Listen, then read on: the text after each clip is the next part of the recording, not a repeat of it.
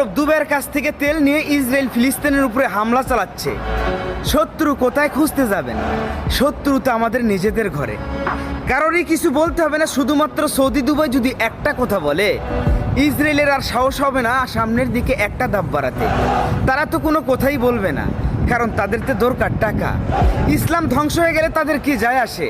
তাদের তো রাসূলের দেশে জন্ম হয়েছে, তারা এমনিতেই জান্নাত পেয়ে যাবে। ভালো নেই ফিলিস্তিনে গাজার মুসলমান ভাই ও বোনেরা, ছোট ছোট মাসুম বাচ্চারা, আর তারা মেতে আছে মজ মস্তি, নর নারী আর খেলাধুলা নিয়ে। জেগে উঠো হে বিশ্বের মুসলমান, ফিলিস্তিনের পাশে দাঁড়াতে হবে, ইসলামকে বাঁচাতে হবে, ঘুমিয়ে থাকলে চলবে না।